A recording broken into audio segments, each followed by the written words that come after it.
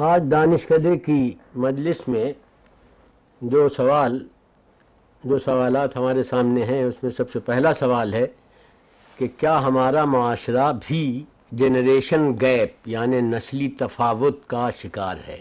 میں چاہوں گا doctor Mrs Kayani کہ آپ اس میں تمہیداً کچھ پہلے فرمائیے۔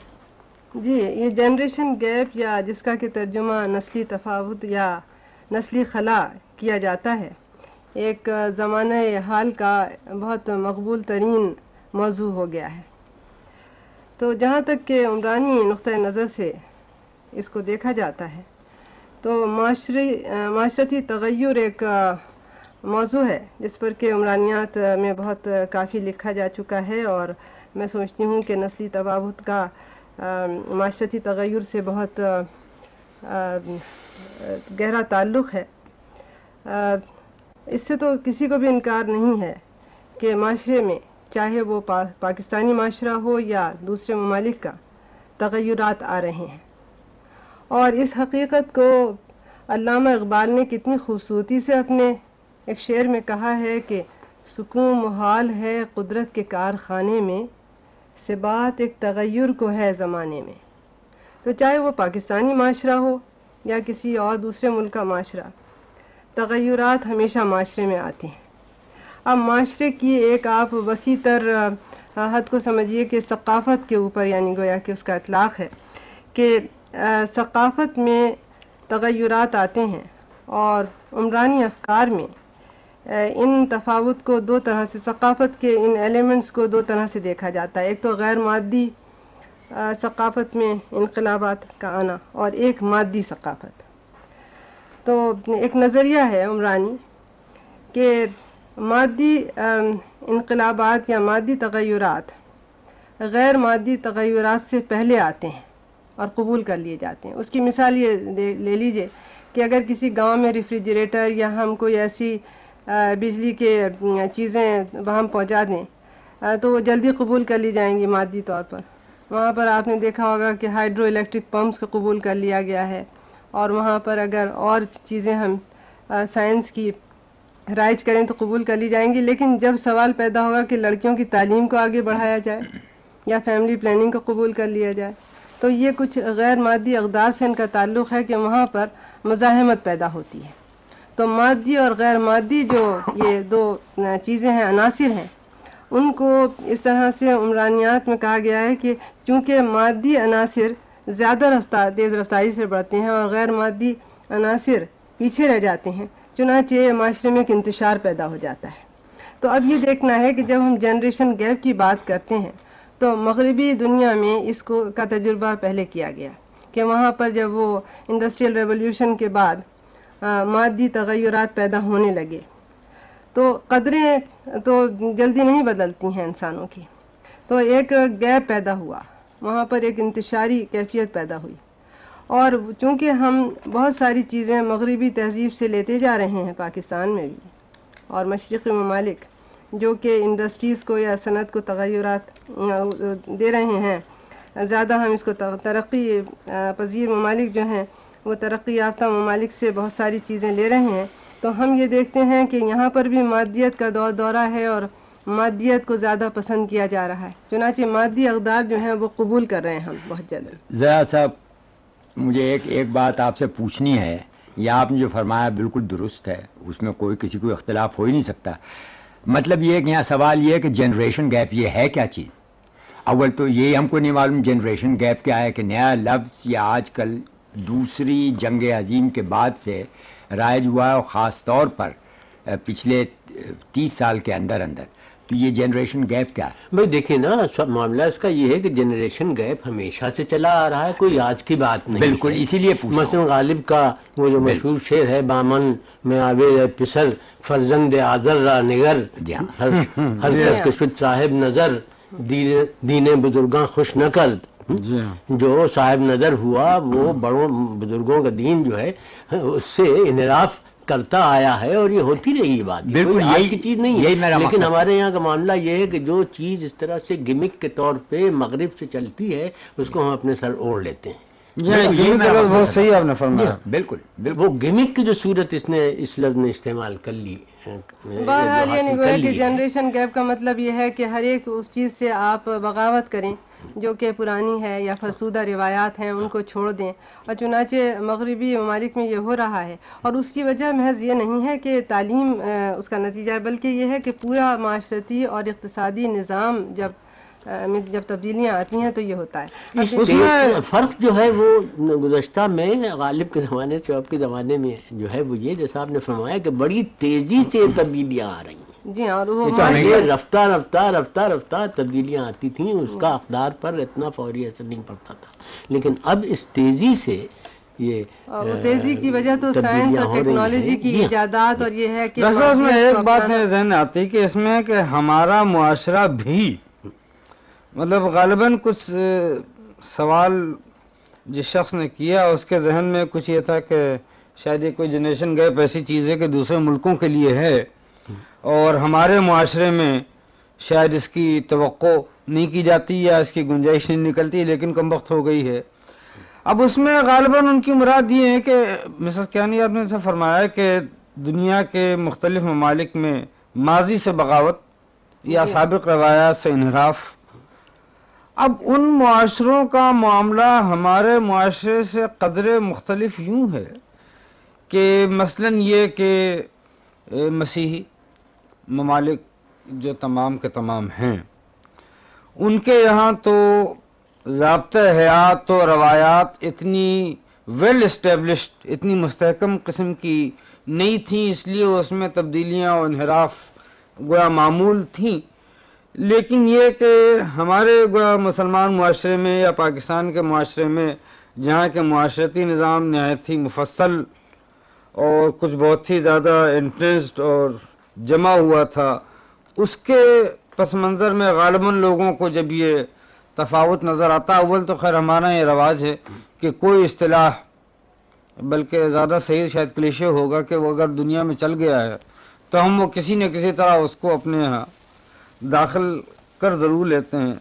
تو پتہ نہیں کہ جنریشن گیپ ایکچولی زیادہ ہمارے ہاں ہوا ہے یا اس کا چرچا کو زیادہ ہوا ہے. میں نے کہا تھا نا کہ یعنی زیادہ مقبول موضوع ہو گیا ہے، اس لیے کہ مغربی ممالک میں اس کے اوپر بہت تبادلے خیالات کیے جا رہے ہیں، تو ہم نے بھی سوچنا شروع کیا اسی سطح پر. جیسا کہ آپ کہتے ہیں کہ گیمک ہو کے ہر ایک چیز رہ جاتی ہے، وہ ایک فیڈ بن گیا ہے. مسز کیانی میں عرض کروں اس میں اگر اجازت ہو، مسئلہ یہ ہے کہ ہمارے ہاں غیر ملکوں سے زیادہ ہو گیا ہے. اس کی وجہ یہ ہے کہ جب سے پاکستان بنا ہے ایک نئی دنیا میں ہم آ کے آباد ہو گئے ہیں جس کا تعلق اس کے ماضی سے کچھ تھا ہی نہیں، اور اس دنیا میں ہماری روایات کوئی رہی نہیں، اس لیے لوگ نئی راہیں اختیار کر رہے ہیں، نئی راہیں اختراع کر رہے ہیں.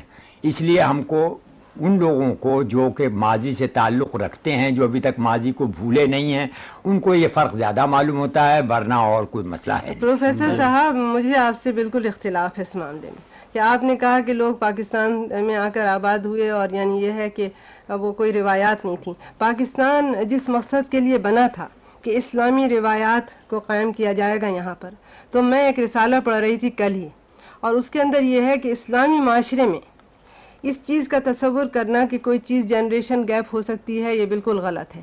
اگر ہم اسلامی روایات اور اسلامی آئیڈیالوجی کو قبول کرتے ہیں تو ہم کو دوبارہ یعنی نظر ثانی کرنی پڑے گی کہ جنریشن گیپ میں ہم کو یقین نہیں کرنا چاہیے.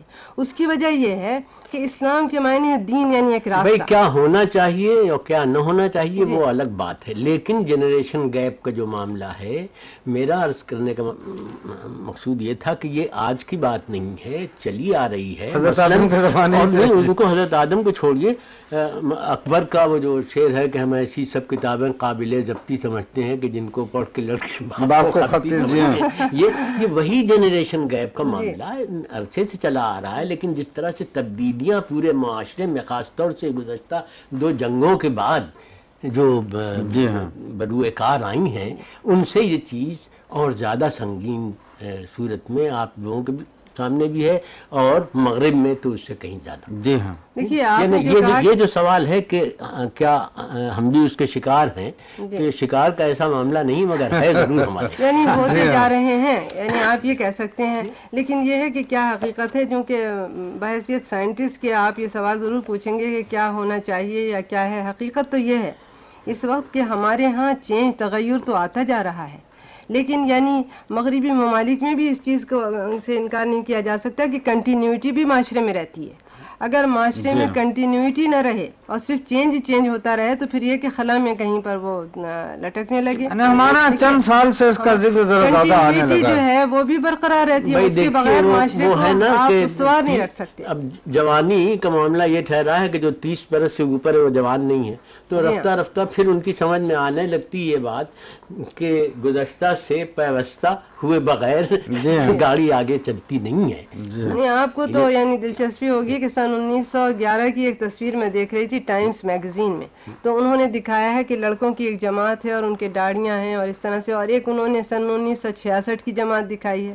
تو 50 سال کے بعد بالکل ہو بہو وہی صورتیں اور وہی کپڑے اور وہی فیشن ہے جو کہ دوبارہ تو نئی چیز ہے ہی نہیں دنیا میں، وہی چیزیں الٹ کر کے آ جائیں. بہرحال میرا خیال ہے کہ اس موضوع پہ کافی بحث ہم کر چکے.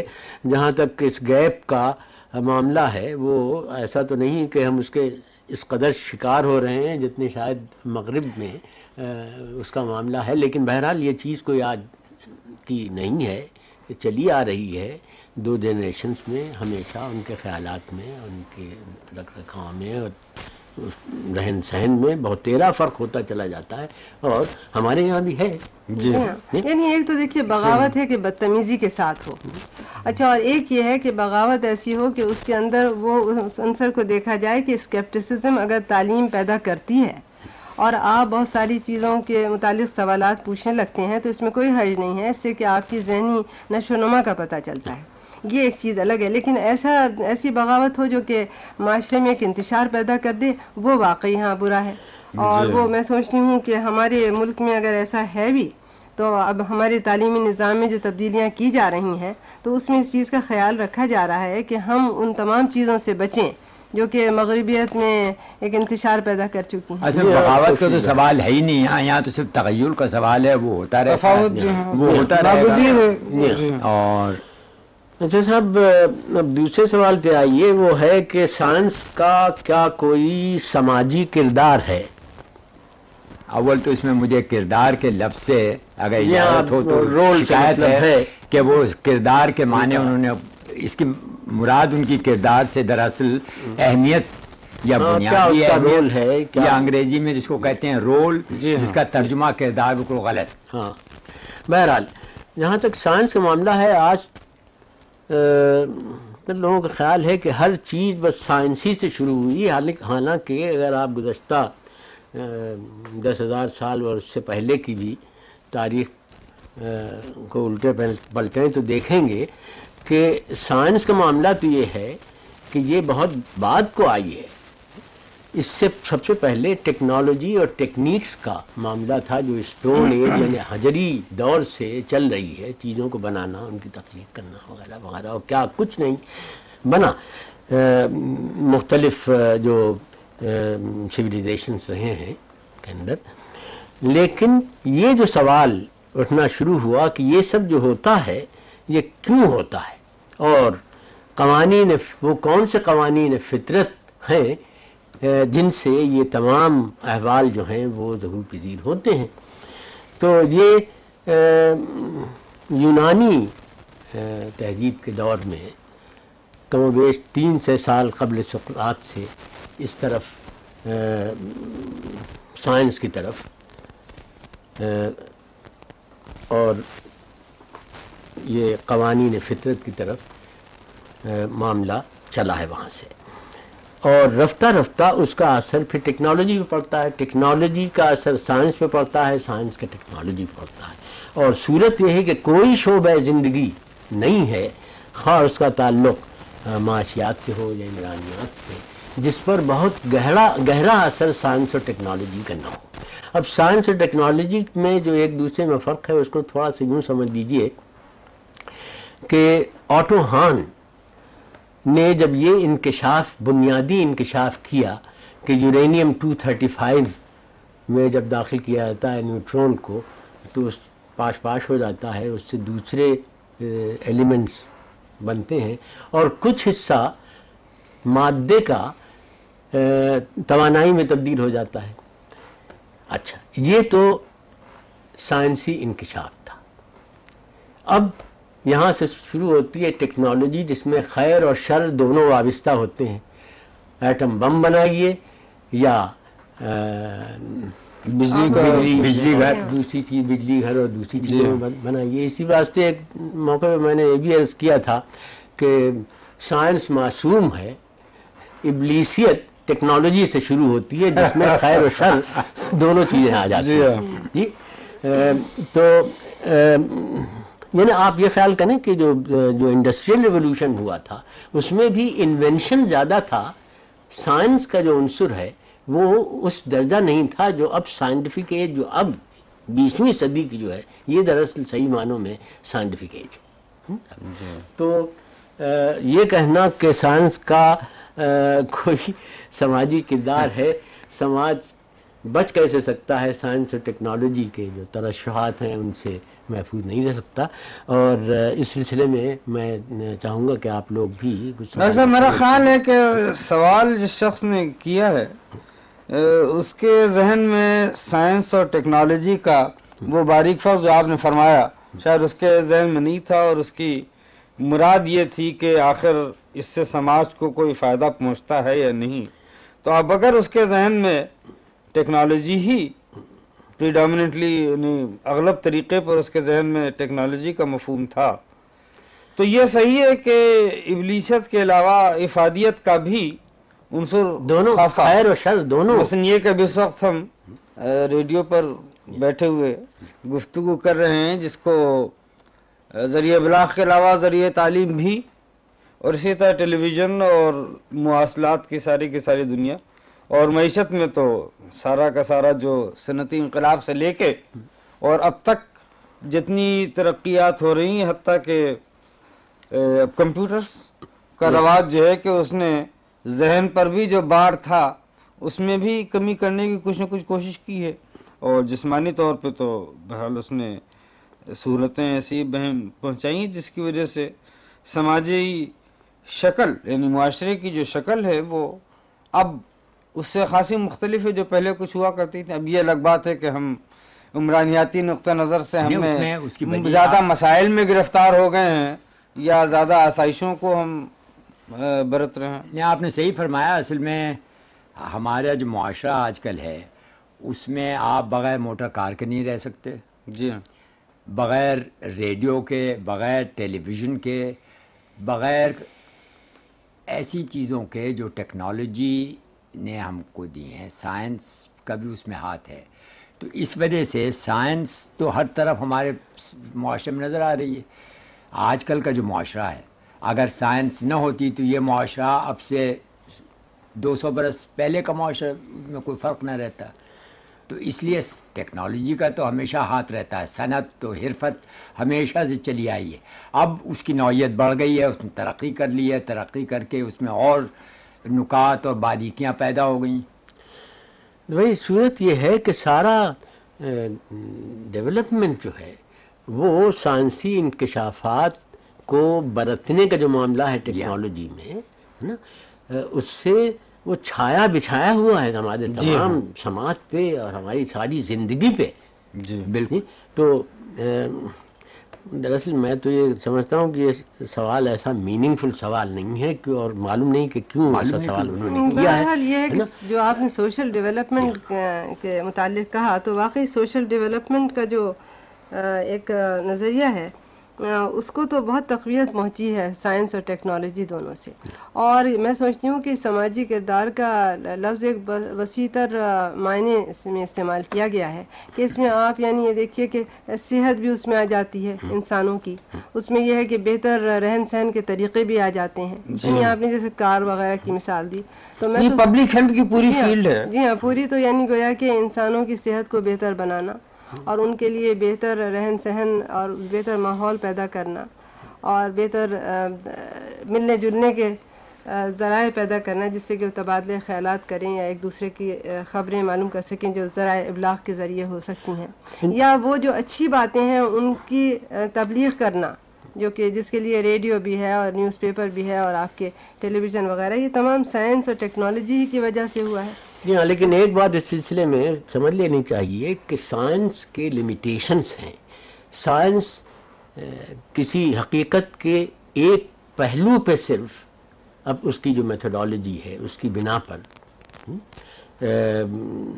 عمل کر سکتی ہے، لیکن اس کا تعلق اقدار، اخلاقی اقدار جی ہاں سے نہیں ہے یا جمالیاتی اقدار سے نہیں ہے۔ البتہ اس قسم کے مجھے یاد آتا ہے کہ ایک بات میں نے پروفیسر دیراک سے کہی تھی، تو میں نے کہا کہ میٹا فزکس اور فزکس کے درمیان جو فاصلہ تھا وہ رفتہ رفتہ کم ہوتا جاتا ہے۔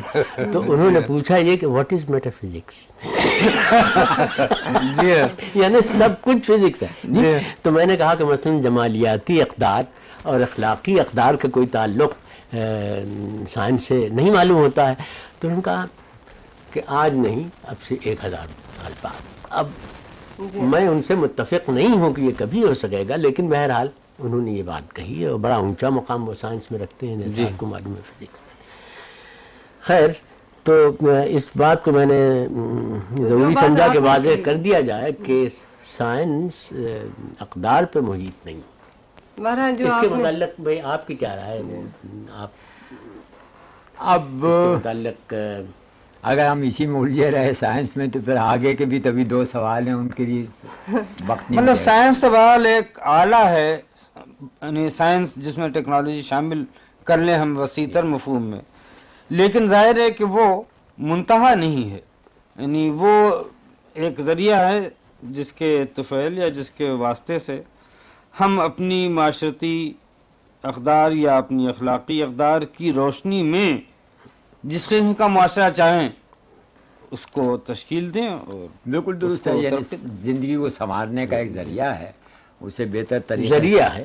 جی ہاں، ذریعہ۔ یہ ایک میں بات اور چھوٹی سی کہنا چاہتی تھی کہ سائنس کا استعمال تو آخر کا انسان ہی کرتے ہیں نا، تو یعنی انسان کا اطلاق ہے ان اخلاقی اور جمالیاتی اقدار سے، یعنی وہ یہ انسان کے اوپر منحصر ہے کہ وہ کس طرح سائنس کا استعمال کرے۔ یا اسی لیے ڈاکٹر صاحب نے بڑا اچھا فرمایا کہ وہ سائنس تنہا سب کچھ نہیں ہے، یعنی اخلاقی اقدار اور طرز فکر جو ہے وہ اس سے بالاتر ایک چیز ہے۔ جی ہاں، البتہ یہ ہے کہ انسانی شعور کے لیے ایک مہمیز کا کام سائنس البتہ کرتی ہے، اور چونکہ انسانی شعور ہے اس لیے وہ کچھ نہ کچھ اپنے راہ نکالتا رہتا ہے۔ نہیں اچھا صاحب، اب ہمارے سامنے تیسرا سوال آتا ہے، معلوم نہیں وقت ہوگا اس کے لیے پورا یا نہیں، کہ ہمارے ادیب ڈرامے، ناول اور افسانے کی طرف توجہ نہیں کرتے اور ان کی ساری توجہ اور زور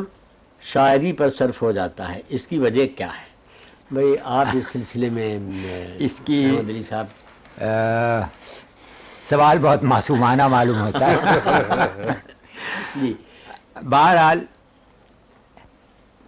دراصل یہ زمانہ آج کل کا جو ہے جد و جہد، تشویش، پریشانی اور فکر کا زمانہ ہے۔ یعنی فکر میرے سے مراد میری ذہنی فکر نہیں بلکہ معاشی فکر زیادہ ہے۔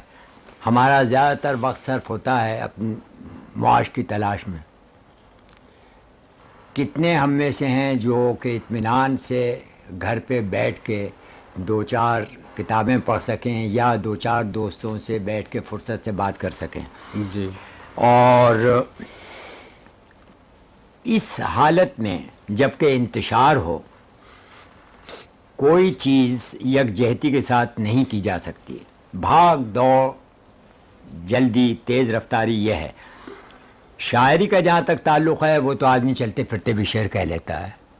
میرے خیال میں مشرق میں کوئی شخص ایسا نہیں ہے جس نے اپنی زندگی میں ایک شعر نہیں کہا ہوگا۔ مغرب کی بات تو اور ہے، ہر شخص شعر کہہ دیتا ہے، کنجا ہو، قصائی ہو، بھنگی ہو، چمار ہو، اور پڑھے لکھے کہتے ہیں تو فبیا۔ کلام موضوع لیکن شاعری جو ہے ہمارے مزاج کا ایک جز ہے. جی ہماری زندگی جو ہے وہ اس میں غمی، رنج، محن یہ چیزیں زیادہ ہیں، خوشی کم ہے. تو شعر دراصل پیدا ہوتا ہے غم سے اور محن سے، رنج سے. تو یہ ہم بہت کہتے رہتے ہیں، لیکن رہا ناول اور افسانے کا، اس میں دو چیزیں ہیں. ایک تو یہ کہ ناول اور افسانہ اور ڈرامہ ہمارے معاشرے کی چیز ہے ہی نہیں، ہمارے مزاج کی چیز نہیں ہے، ہمارے ماضی میں یہ چیز ہمارے ورثے میں نہیں آئی تھی، ہماری روایت نہیں ہے. درآمد شدہ. یہ ناول کے متعلق تو آپ کہہ سکتے ہیں، مگر افسانے کے متعلق نہیں کہہ سکتے. جی نہیں، افسانے کے متعلق بھی افسانہ جن معنوں میں اب استعمال آج جن معنوں میں استعمال ہو رہا ہے، کہانیاں نہیں. یعنی یہ داستان نہیں، ہمارے ہاں داستان تھی. یہ ہے افسانہ. افسانے کے معنی شارٹ سٹوری. شارٹ سٹوری دراصل یہ بھی مغرب کی ہے، لیکن اس کو ہم نے اپنا لیا، بہت آسانی سے اپنا لیا، کیونکہ اس میں وسعت زیادہ نہیں، بہت تھوڑی سی جگہ میں بہت کچھ ہم کہہ سکتے ہیں. رہا ناول، تو ہمارے یہاں ناول کا تصور تھا ہی نہیں. یہ دراصل ہم کو ملا مغرب سے. اور ناول اور افسانہ اور ڈرامہ لکھنے کے لیے انسان کے سامنے ایک مقصد حیات ہونا لازمی اور ضروری ہے. جس طرح کہ ایک سائنسداں، اچھے سائنسداں کے سامنے ایک زندگی کا مقصد ضروری ہے، ایک فلسفر کے سامنے ایک مقصد ضروری ہے، اسی طرح سے ناول نویس اور ڈرامہ نویس اگر مقصد نہیں رکھتا، یعنی مشن نہیں ہے اس کی زندگی میں، تو وہ کبھی کامیاب ناول نویس یا ڈرامہ نویس نہیں ہو سکتا. لکھ ضرور لے گا، یعنی اسی طرح سے جیسے کہ ٹولسٹائے یا دوستویسکی ناول نویس ہوئے اور مشہور ہوئے ناول نویس کی حیثیت سے، نہ صرف ٹولسٹائے، دوستویسکی، بلکہ چیخوف اور بہت سے اور دنیا کے، انگلستان کے ہر جگہ کے ناولسٹ. ایک مقصد ہے ان کے سامنے زندگی. ہاں بھائی، اس میں صرف ایک بات مجھے عرض کرنی تھی کہ جو مقصد کے ساتھ ٹولسٹائے کے یہاں تو دو اسٹوری ساتھ ساتھ چلتی ہیں، ایک تو مقصد والی اور ایک دراصل جو کہانی کا جز ہے. جی ہاں، کہانی جو دراصل زندگی ہمارے سامنے ہے. زندگی کا مطالعہ بہت گہرا ضروری ہے. ایک ناولسٹ کا زندگی میں ڈوب جانا لازمی ہے. اگر وہ زندگی میں نہیں ڈوب سکتا، زندگی کو جھنجھوڑ نہیں سکتا اور زندگی اس کو جھنجھوڑتی نہیں ہے، تو اس میں وہ مادہ پیدا نہیں ہوتا، تجسس پیدا نہیں ہوتا، تشویش پیدا نہیں ہوتی، اور چنانچہ خواہش پیدا نہیں ہوتی. تو یہ محرکات جو آپ بتا رہے ہیں یہ وہ ضروری ہیں، اور وہی مشن بنتی ہیں اس کا. اس کے بھئی مشن کا جو لفظ ہے یہ اس سے ذرا میں کھٹکتا ہوں. میں بہرحال میں اس میں معاشی اصطلاح استعمال کر رہا ہوں کچھ، یعنی پروڈکشن کے اعتبار سے تو شاعری کا پروڈکشن کم ہو رہا ہے، یعنی جو کتابوں کی تعداد وغیرہ وقت اس کی اجازت نہیں دیتا کہ اس پر سیر حاصل بحث کی جائے. بہت دلچسپ موضوع ہے، اس پر کتنا کچھ اور کہا جا سکتا تھا. آپ سب لوگوں کا بہت بہت شکریہ.